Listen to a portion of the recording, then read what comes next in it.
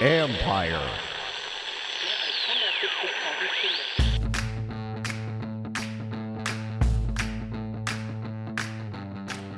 Hello and welcome to my podcast. Do me a favor, subscribe to the John County Report wherever you get your podcast. You're watching on YouTube, hit that like button, hit that subscribe button. You can find us there as part of Empire Media. That's AMPIRE. Always much appreciated when you tune in. And don't forget, you can read my work on ESPN.com. I have a story up over the weekend just about what Dan Quinn looks for in a quarterback when he's scouting them. What are the qualities that he looks for? And he had some interesting comments in there for me. So go give that a read on ESPN.com. And I will say, after you're reading it, you're going to try and say, well, who is this guy? And I think you can apply a lot of what he likes to a few of these quarterbacks in the draft, all of whom are going to be, of course, in the options at number 2. So today I am joined by former Washington Redskins tight end Logan Paulsen as we discuss the quarterbacks in the draft and much more, because I want to get into the tackles as well, because this team needs a tackle. They're not finished building that offensive line yet. So who are some options, whether it's trading up into the first round or sticking in the second round? Who are some guys that Logan likes after studying this group? And listen, this is a draft for them. You could get a cornerstone tackle and your franchise quarterback in one draft. So this is a huge, huge draft for them. So let's talk about the tackles in addition to the quarterbacks. And we go over some things like, the big pressure to sack ratio, which has been all the rage this offseason. What does Logan think about that? And I know he's talked about that in his podcast with Craig Hoffman, the Take Command podcast, but also we did discuss it here and some things that do matter. So good in-depth conversation. We talk about JJ McCarthy as well, and Drake May too. So there you go. And I'm going to be I know some of you asked, am I going to have some people on to talk about those other guys? I've put out feelers to a number of people who are connected to each of those quarterbacks, and I do hope to have them on soon. Both guys. And because I think it's important to hear what is somebody closest person, what do they think? And it gives them some deeper insight. And yes, they're going to have their own little bias toward it. Just that's natural, but you can also learn about them through what they've observed working with them or watching them over the years. So hope to have them on soon. No guarantees, but that's what I'm hoping for. And we got a couple more weeks before the draft, hoping to have a few other really good, analysts on to talk about this as we get closer and closer to see, can we piece this together and figure out who it's going to be? And once again, if somebody's telling you that they know, they're lying. So anyway, that's it from me. Here's my conversation with former Washington tight end Logan Paulsen. Trades, free agents, quarterbacks, and all kinds of adventures await the Commanders this offseason. Looking for an adventure of your own? The Adventure Park at Sandy Spring has you covered. The country's largest ropes course and zipline park, located in Montgomery County, Maryland, is now open. Named Best Amusement Park and Climbing Destination in the DMV 2 years in a row, the Adventure Park at Sandy Spring is perfect for birthdays, corporate outings, groups, and families. With challenges anywhere from beginner to expert, there is something for all skill levels. Anytime you're thinking about reaching new heights, make sure you know before you go. The Adventure Park at Sandy Spring is the only ACCT accredited park in Maryland or Virginia.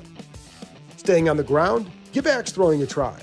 You can throw at traditional targets or play any number of interactive games. You can even upload your own image. So there you have it, folks. Climbing, ziplining, axes, food, and bonfires right in your backyard.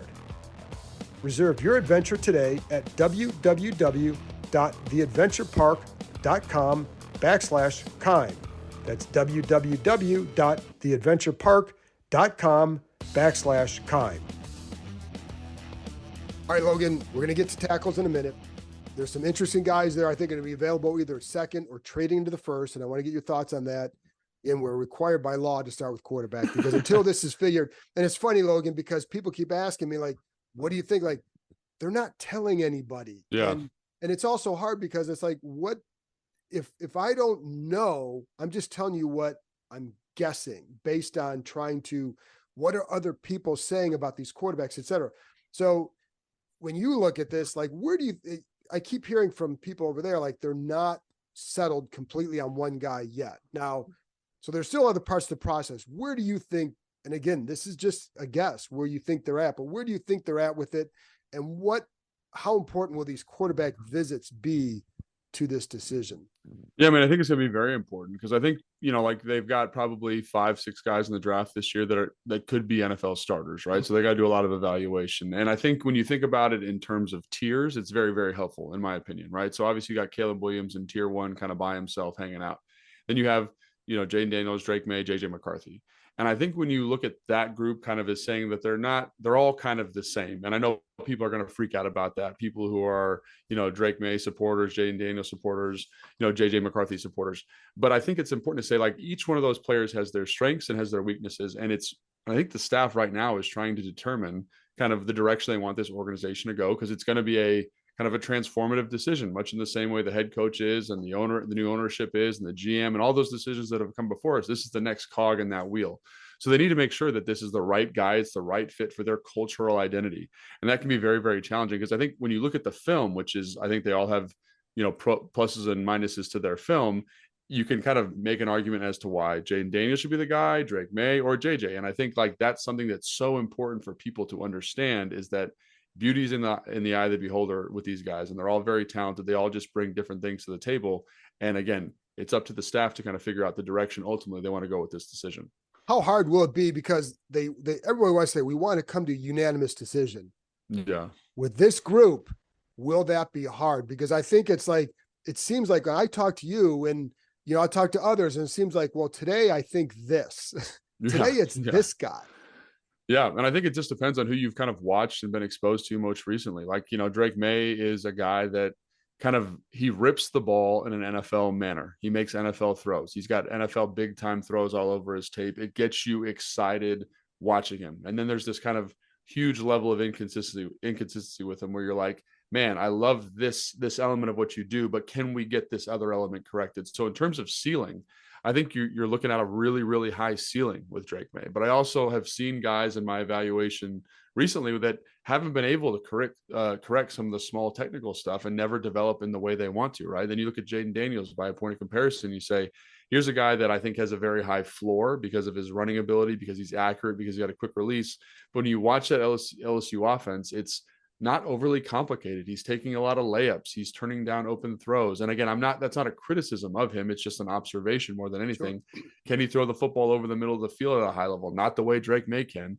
And everyone talks about how important that is. And I think it is important. I don't see the same level of NFL throws. Now, if you hunt and peck and, watch every second of film you can find on the internet, you can find those throws and you can see him reading defenses and you can see his processing. And so you say, that's excellent stuff. But there's all these questions with these guys.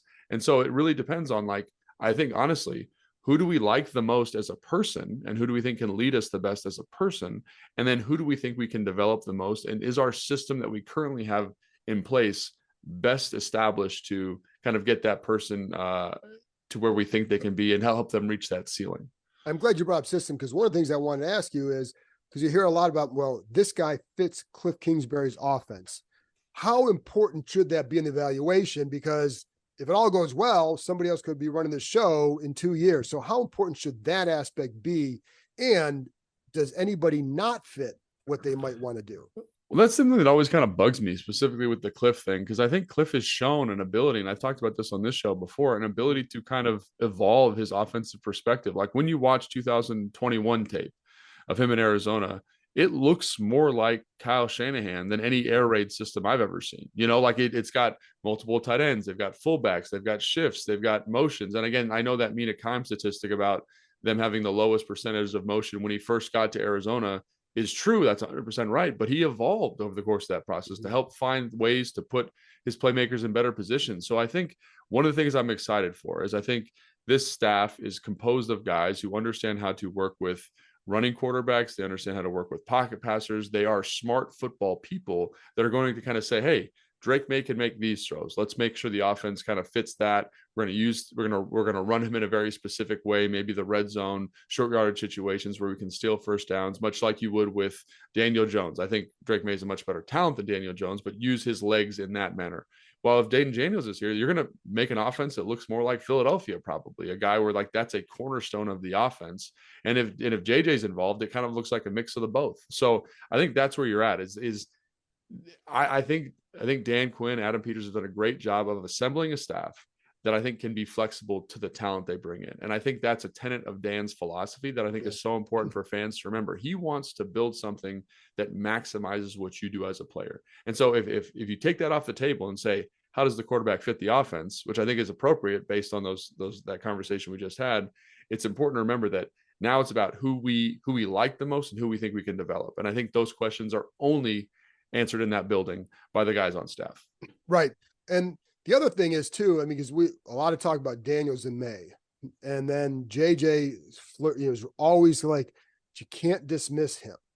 So I'm just kidding. I was talking to somebody who played in the league and analyzes stuff, and he's like, he saw like things that Drake or Jaden could do they had some elite traits in those areas. Did not think that JJ had an elite trait. My thing, I was thinking about it after I talked to this person, like, well, it seems like some of those elite traits might be some of those intangibles, the Alex Smith type of guy, right? So, but I'm curious what you would think of that. Yeah. And I think, I would probably push back a little bit. I think when you look at, some of the advanced metrics with ball velocity, with stuff that he did at the combine, like at the combine, he had the second strongest arm. He threw it the second farthest behind Joe Milton, who's got a mutant freak arm, right? So that's like in its own category. And he had the highest miles per hour per throw. So obviously he can throw it. And when you watch the film, and I think when you watch him throw in person, I think one of the reasons like his pro day kind of blew up is because not everyone had seen him throw in person. And when you see him throw in person, that ball jumps out of his hand. So I think he's got a much better arm than people think. I think he's a better athlete than people think. But I also, to your point, think that when you talk to people around the league, the thing that comes up about him is that he's a winner. And now I don't put a ton of stock in that, but I think there is something to taking a program that was always kind of Ohio State's little brother and then helping flip that script on its head. And people say, oh, he's a passenger. He does. There are times when you watch those games, specifically against Ohio State, or when they're in close games where he's got to convert a big 3rd and 10. They're backed up. He's got to make some plays. And he's the guy that's facilitating that offense. He's working that NFL language. So I do think there's a lot of stuff to like about JJ. And in some ways, he feels kind of like the safest of the three, because he has this exposure to NFL offenses and these high pressure situations. And again, nobody's perfect. The throw volume's way down. You don't see all the throws, doesn't layer throws well, struggles throwing to his left, overstrides to his left. So in the same way, Drake May has a technical issue, JJ has technical issues. It's all there. It's just about what we feel most comfortable with as a staff. So if you and I, coach, GM, whatever we're talking about, like we got to say, who do we think we can get there? Who do we like as a leader? And if those are the categories that you're looking at, like Jane Daniels is notorious for having a tremendous work ethic. JJ McCarthy, same thing. Drake May. So I think they're all good kids. It really comes down to like who we like as a person and who we think is going to fit our building and our culture the best. Yeah, and which I agree with. And thanks for bringing up some painful memories as an Ohio State. But like the one thing I'll say with McCarthy too, and like people bring up, I've heard the Alex Smith comparison. I kind of like that as much from a standpoint of the confidence that he provides those around him. Yeah. I say that because I remember talking to Nick Sundberg a couple of years ago, and he's talking about one game he's standing on the sidelines with Tress Way. I think it may have been the Steelers game where they came back in Pittsburgh, whatever. And he's like, he told Tress, like, I still think we're going to win this game. And he said, you want to know why? And Tress points to Alex Smith.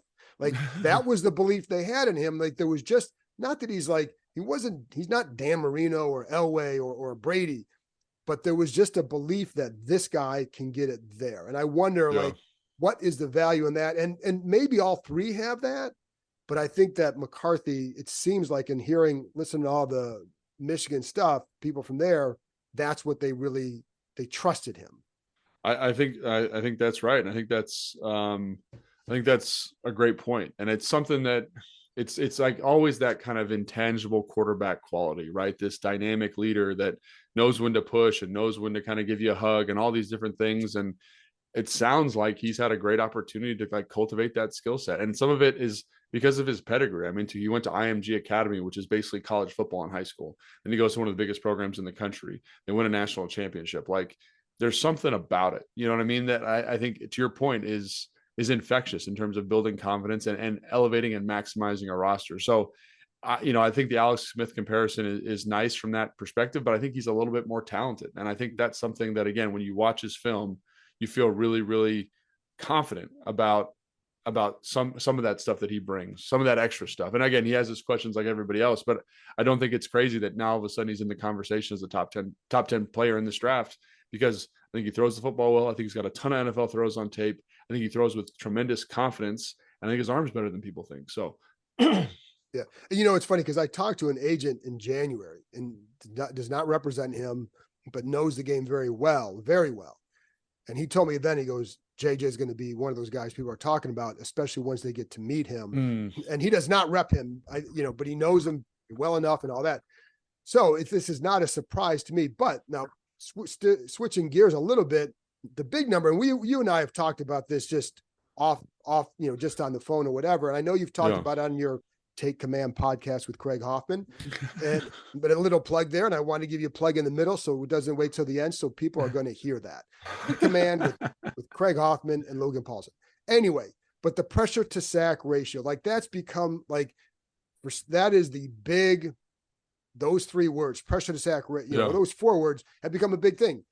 When I went back and watched Jaden, I watched all of the sacks, and it didn't feel like there was a theme to it. Like when Sam Howell, when you'd see that issue, there was a theme to the holding the ball a lot. And there were times where I could say, okay, I can see this. I also think there are times where he knows with his legs, he's going to run out of here and get 30 yards. And sometimes he's going to lose 3. Yeah. So, but I'm curious how you processed that and just how do you process that one? And is that a concern for you? Because I'll be honest, like when I talk to teams, they don't mention that phrase, but they also don't say, I'm concerned about how long he holds the ball, et cetera. Yeah. I definitely don't see him holding the ball for too long. Now, anytime you have a running quarterback, you're going to take more sacks because he's a playmaker back there. That's like the catch-22 of having someone like that at the position. So is it important? Absolutely. Is it something that I think should make or break a quarterback evaluation? No. Like I think a more important statistic is that he's had one breakout season. Like when you look at quarterbacks that have been more successful in recent history, they've had multiple seasons of success in college. Here he's got this one kind of Heisman-worthy breakout season, and that's a testament to his work and LSU and all the playmakers they have there. But I think there's a ton of factors. Like it's that by itself should not hurt his evaluation. I don't think. I think it's like he gets the ball out of his hand quickly. He's got an excellent release. I also think when you watch the LSU offense, sometimes I'm like, what's his answer here? Like, does he have an answer? Like I was watching something last night. It was the Mississippi State game, and they're running like essentially like Y high cross. So like they're running like 2 posts and they're running the Y across, and it's blanketed, but the back gets kind of bogged down. There's nowhere to go with the ball. And I'm like, there's no reasonable expectation that he should be able to get the ball out of his hand here. And so that's a sack that's on scheme. And so like, what is he being coached to do? Like, and is that something that can be evolved throughout the process? I think that's another thing that's important. Like when these coaches get to talk to these players, it's like, hey man, what happened here? And it's like, oh, the back got stuck. And if that answer is appropriate and it has a schematic grounding, I think you feel better about, hey, some of these sacks aren't his fault, or he understands he's got to get the ball out of his hand. That's something we can work to correct. Or you talk to his coaches and say, oh yeah, we were coaching him to really look for the home run in some of these route concepts. And then you kind of feel better about saying that number now has some context, that sack to pressure ratio has some context that makes you say, oh, maybe that's not as important. Now the context can go the other way. But based on conversations, much like you, that I've been having with people, I feel like the context seems to be supporting that teams are okay with that high number because there seems to be some type of justification for it. Right. And there were definitely times where I saw him like, oh, you had this guy here or here, and you could have done it. But I also like when I watch him, he goes through his progressions. It's not a matter of like one read and then looking to go. So I think that also modifies. And then you also have to look, okay, well, he's facing SEC defenses versus May did not have a great year against lesser defenses. And so, that my point in all that, it's not to knock or raise. It's just like, and everything gets muddled because it's almost like sometimes you start to over analyze a little bit. You have to look at everything, but that's what I'm saying. Like it's not always a direct apples to apples. And I think 100%. And I think that, again, we've talked about this, on the phone before. Like, I think that's what makes quarterbacks so tough is because like sack to pressure ratio for one guy is a big deal and sack to pressure ratio for another guy is less significant. And so I think you got to look at that and every player's got to have context. And that's why quarterback evaluation is so challenging because I think people get overwhelmed with the amount of information around the position and their impact that they can have in terms of getting some of this stuff corrected. And it gets really, like you said, it gets really muddy very quickly in terms of the evaluation. So I think that's a great point. And again, but for me personally, the sack to pressure ratio for Jaden, I tend to be okay with. As you know, I think you brought up the Sam Howell comparison. That was something I think I remember talking to you about it last year. I was really concerned about, and he never really got it fixed because it's hard to fix. But that was a very different scenario. Correct. And, so I'm with you on that. To me, you take the number and you find out why, and then you and see if it is an issue. Because if it is, then it's something that you're going to have to be kind of aware of. Right. So what about last thing on the quarterbacks? Are you, after looking at these guys, are you just like, they've just got to stay at 2 and take a guy? Or is there because my fear would be, if you trade back, where do you trade to in order to stay up there to get the guy you might want? So, but are you just stay at 2, take a guy? I think so at this point. I think, as the draft gets closer, there's all these quarterback rumors about, these are the teams that need quarterbacks. And when you look at it, there's a lot of blood in the water. Las Vegas, New Orleans, Minnesota are all kind of circling that. And I think, there is a scenario where you trade with Minnesota if the packaging is right. And then you would have to, in turn, try to trade back up with the Chargers, for example. And then you'd also have to be okay with getting the third guy in that group, and I think that's something that I don't know if the organization is going to be okay with, right? Because like if you're there, you have a guy you love, take the guy, don't get overly complicated about it, and just and live with it, and it's nice to kind of maximize draft capital and all those types of things, but there would need to be a lot of gymnastics involved with getting there and making that decision. If you trade back with Minnesota, trade back up, both have to be willing participants and not wanting to miss out on some of those blue chip players. And it just seems like it gets a little bit risky, especially if you have a very, very solid understanding and feel for the guy that you love out of those top 3 guys. And I honestly believe that like Joe Mix and Michael Penix Jr. could be good pros in the right system. I think like if Nix went to Minnesota, for example, I feel very good about his ability to be consistent there. And same with Michael Penix. But here in Washington, I do think you need more at the position because like the roster is, while improving, still a little bit in flux. So that's why when people talk about, and I think JJ McCarthy's coming into the NFL more skilled than like a Brock Purdy, but Brock Purdy went to a situation where he had a lot of talent around him. And I don't know that if he had come here as a 7th round pick, would we have seen anything? Would we have seen just what we saw with Sam? I don't know. And, but I think like the roster is a factor. Let's go to the tackle position because that's what everybody wants. Like trade back, get a tackle, and then get the quarterback. Well, you can get the quarterback and then get the tackle. So how deep do you think this class is? And realistically, well, let's find out, first of all, because everybody talks about how deep it is. How deep do you think it is for starting quality left tackles? For left tackles, I think that changes the parameter a little bit. I think there's only a couple guys that kind of fit that bill. I think for tackle depth, I think you feel pretty good about it. The only problem is like, I'd say there's probably 10 guys, 10, maybe 11 guys that you feel pretty good about, right? That if you had to start them in, plug them in at right or left tackle, could come in and start day 1 for you. The problem is like with anything, like this is kind of a weak draft at corner. It's a weak draft at linebacker. It's not an overly overpowering draft at edge rusher. So good football players are going to get pushed in the first round. And so now all of a sudden you're talking about guys that were kind of cemented as 2nd round picks in the 1st round at the tackle position because they're really good, So I think when you look at the list, obviously you got the top guys, the Joe Waltz, the Talisi Fuagas, all those different guys, but it gets really thin really quick because you got Olu Fashanu, JC Latham, Troy Fatano, all probably top 15 players.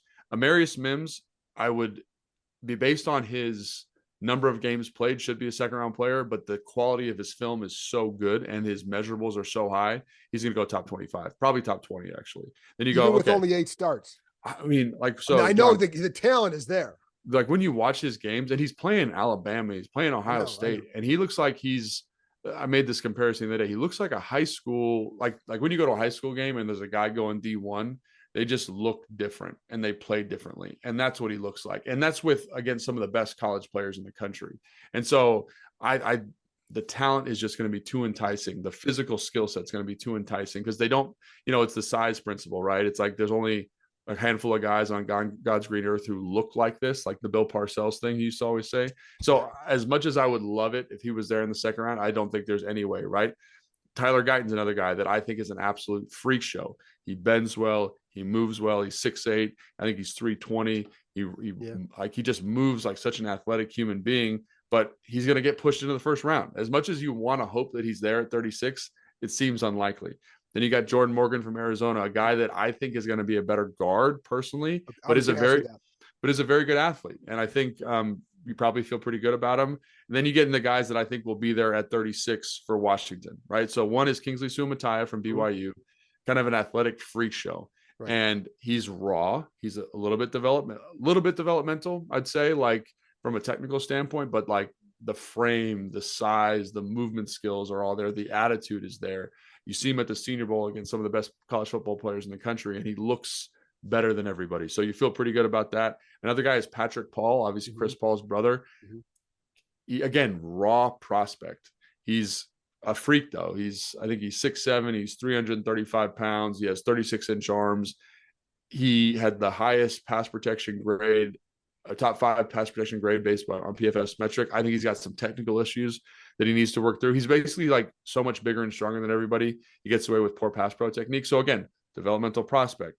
Roger Rosengartner is a guy that I think is a starting right tackle tomorrow in the NFL, but I don't know if he plays left, right? He's got 33.5-inch arms. He ran the fastest 40 at the combine. He's got electric movement skills and footwork, but I don't know if he can play left. I don't know if you feel comfortable with him playing left. The athleticism says yes, but a lot of guys have a hard time making that transition, right? Kiri Amadiji from Yale, small school guy, good athlete, but how do those small school guys project to the next level is the question. Blake Fisher's another guy. I think he's too stiff to play left tackle, but I think the point I went through all those names is because the top guys are extremely exciting, and guys that were probably second round picks 2 months ago are now firmly first round picks. And so you're dealing with guys that have a little bit of a question mark, guys that I don't know if I want starting day one, like Kingsley Suamataia, Patrick Paul, I think have tremendous ceilings. But if I were to draft them, I would say, Cornelius Lucas, you're going to start the first 5-6 games until that guy's ready. Then we're going to move in. And same thing with Roger Rosengartner, a guy that I'm very high on, but I don't think he's ready day one to protect the rookie quarterback. And I think that becomes the issue there at 36 and 40. Would you be comfortable with Cornelius? I mean, Cornelius has shown he can start that kind of stretch of games. Would you be comfortable with that if knowing what you have coming in?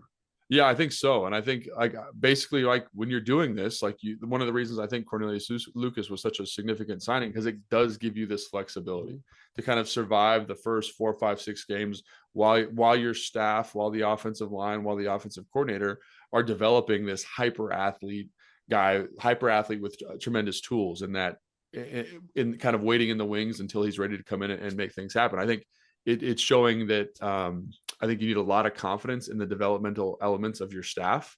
And Dan's had a good history of that, but has he got the right people here to get that done? I think remains to be seen. But that's, to me, is the $1 million question: is can you develop one of these guys into a starting caliber player? If you can't do it in the offseason, you have Cornelius here to kind of say, hey, I can hold down the fort until this young stud's ready to go. So obviously whenever a rookie tackle goes in, they're going to have to learn things. How much can be learned? Obviously you got training camp, you got the offseason stuff. In those 4 or 5 weeks while you're developing and sitting, how much can you develop to say, okay, now you're ready? And I guess that depends on who's doing it. And I know like Dan Quinn has talked about, he really likes Darnell Stapleton for that developmental stuff, the assistant O-line coach. But what do you think? Yeah, I mean, if you have I remember watching Bill Callahan, and people have mixed opinions about him and in his time as a head coach, his time as an OC. I've never seen a guy develop offensive linemen the way he did. He just was able to kind of calcify and harden them in a very short amount of time and get really, really productive players. I don't want to say almost overnight, but in that 5 or 6 week period.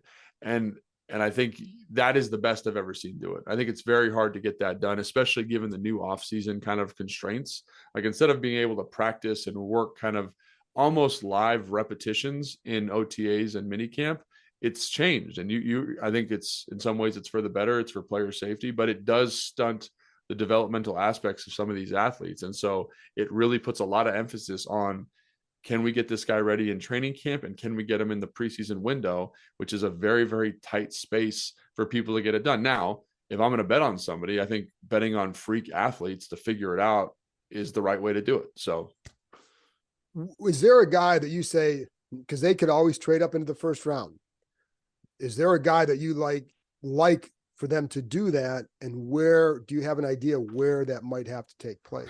Yeah, I mean, it's tough at this point. I think just looking at the talent, obviously the guys that the two guys that I mentioned last, I obviously, like, if Troy Fatanu were to slip somehow, he won't. He's a top 15 player for me, the guy from UW. But if he were to slide, I don't know, slide into that 20 range, I'd probably take a look at doing that. It'd probably be too expensive to do, but I'd look at that. The other guys are Amarius Mims and Tyler Guyton. Like, they kind of are, I think there's risk with both of them, and I'm kind of hoping that the risk does push them down. So instead of them going top 20, top 25, like I would hypothesize, they kind of slid into that kind of 25 to 30 range. And then that jump feels a little bit more reasonable. And then you can kind of jump on that opportunity, because I do think both those guys have the size, speed, athletic qualities, the bend to play left tackle. It would be a transition for both of them. But I think when you're looking at athletic upside, both those guys could probably get that done. Well, because I know like Guyton, people talk about his footwork being really, really good, which is what you want as a left tackle. Well, I think it's not even his technical footwork. It's just his athleticism. Right. Like, when you watch him move around, you're just like, that's a guy you could make the transition. Same thing with Mims. And Mims it's kind of because he's so big, you get that done. He's just got the length and the size profile to get that done. But him, and I think Kingsley Sumatai and Chris Paul or Patrick Paul could get that done too. I think they're just at different stages of development in their career. I think they can all get there, but you need to make sure you have the right system in place to make sure those guys develop. How long do you think those two, Sumatai and Paul, would take to, again, this is a hard question to answer, but just watching them, how long do you think it would take before they could work into being quality? Starting tackle might take a minute, but to being being able to go start. So those guys are why I kind of brought up the Cornelius Lucas thing. I think that's why having him here makes this much more palatable, right? Because I do think those guys have a little bit longer runway. Like I mentioned, some of Patrick Paul's pass pro deficiencies, he might actually be closer than Kingsley Sumatai to that role. But I think Kingsley Sumatai is just such a tremendous athlete. You probably want to bet on those traits. And so I think giving them, 12 weeks or, with into the season, like not 12 weeks into the season, but training camp, mini preseason, and then the kind of 7-week period where Cornelius Lucas is starting might give them enough time to get ready. And then I think with Guyton and Amarius Mims, it's a very similar timetable, but you're probably looking at maybe 3 weeks of Cornelius Lucas starting in season. I just think they're a little bit closer. Amarius Mims specifically because of the level of competition he played against. But again, that's a little bit of a pipe dream. I don't think either one of those guys falls to that level. And, again, I also want to point out, Rosengardner from UW, I think has the footwork to do it and is pretty close to getting it done. It's just about whether you think his physicality matches that, right? Because he's not the biggest guy in the world. He's 6'5", he's 305 pounds. He's got 33-inch arms. Usually those guys don't make it a left tackle, but he's such a tremendous athlete. Maybe you feel like he can get it done. And I do feel like because of how he plays the game, he's a little bit closer technically, but again, the physical gap might be too much again. And you need a little bit of a runway for him as well. So, and I bring up Stapleton because again, like Bobby Johnson, the knock on him when you talk people up from New York would be that he didn't develop a lot of those guys for whatever. Now, if it's fair or not, but I think that's why I always bring up Stapleton, because I think it's good to have a guy on that staff with the O-line who knows how to help in that area. Let's go to tight ends too now, because first of all, how is this class? And what these guys have at that position. Are you looking to draft one? I don't know if it becomes essential to draft one anymore. I think it depends on where Armani's rehab is at, quite honestly. I think you bring in Zach Ertz. I think you feel pretty good about that. I think John Bates is maybe the best blocking Y in the NFL. And I don't use that term lightly. I really believe that when I watch him technically, he's very proficient at that. And then you've got some kind of young developmental pieces. And it just depends on what you're trying to get out of this draft class. I think obviously, Brock Bowers is the guy. Jatavian Sanders, I'm probably not as high on him as the rest of the NFL because I think he fits a very specific role. But, it's a little bit slim pickings after that. You talk about Theo Johnson for Penn State. He's a big athletic freak, but didn't always play to that athletic profile. Ben Sinnott is a guy that, again, I like his film a lot. Good football player. To me, I think he tested his way into being that kind of move F piece. I always thought he was going to be more of a fullback, more of a Kyle Juszczyk, but after seeing him test, after seeing him at the Senior Bowl, maybe there's something more there. And again, then you got to kind of hunt and peck and find what you want to fit here, and I think that's why this class is so tough. There's not like this stud or a group of studs like last year where there was a lot of guys you felt like they were going to come in and contribute right away. There's a little bit of a development and a projection element to this position that's a little bit more extreme than in years past. You like Cade Stover? I do like Cade Stover. I think the thing about Cade Stover that I'm always kind of on the fence about is like, what kind of athlete is he? I think he's got a tremendous physicality. I think he's got kind of that just football playing ability, if that makes sense. Like he's just a tough converted linebacker. He's willing to throw his hat in there, but I don't know if he brings the pass game upside to kind of warrant him being anything more than like a rotational piece for you moving forward. That's not to say I don't like the player. It's just, what is his projection to the next level? The other guys I just mentioned have much higher athletic ceilings, and I think can potentially be more. But I do think Cade Stover is a heck of a football player. It just depends like what is his role in an NFL roster. He's a little undersized, so can he be a true Y? He's not super fast, so can he be a true F? And I find that those guys who don't have a clear designated role can have a challenging time finding a home and kind of sticking with NFL teams, because NFL teams view the position in such a traditional way. What kind of finishing up on tight end, Cole Turner? What do you think? What do you expect from him? We saw him last year, and he didn't seem like what do you think? I don't care about my opinion. Yeah, I think this will be a really interesting opportunity to see how the staff develops him. He was a guy coming out of Nevada that I was always a little bit on the fence about, because I wondered about his tightness, like his hip tightness. Like it's made it hard for him to become a proficient blocker, right? But could he kind of develop into a role that is becoming more common in the NFL with kind of this big slot, where you're in a 2-point stance, you're blocking safeties, you're blocking linebackers. You don't have to be in the same kind of bent position. He showed a tremendous amount of physical courage, 2 years ago when they had him basically playing like a move fullback piece. Mm-hmm. So that makes a lot of sense. And San Francisco's got a lot of miles out of Jennings up there, kind of making that role work for them. It's an interesting role because you're essentially a tight end, but the defense has to match you in nickel. And so it gives you an advantage. So can he be that player here? Potentially, because I do think he has some route running savvy. I also think it's extremely important for him, because he's not the best separator, to build a relationship with the quarterback and say, my superpower is my arm length and my catch radius, and I'm always open. So even though it might look like I'm covered, still throw me the ball and I'm going to make you right. And I think though that type of, if that relationship can be cultivated, if that role can be carved out for him, I definitely think there's an opportunity for him to be a contributor to this team more than we've seen over the last couple of years. By the way, Dan Quinn loves that word superpower. So I can tell you play for him. He'll bring up well, this guy's superpower is this. So I asked him about Drake May, and he thought one of his superpowers is the ability to escape and create too. So, but anyway, let's finish up on receivers. Thing, and just very last thing, but is there a receiver that you like in the second round? Because there are a couple of interesting guys there too, some of whom have some speed or some size. So is there a guy that you like that maybe would help this offense and, more?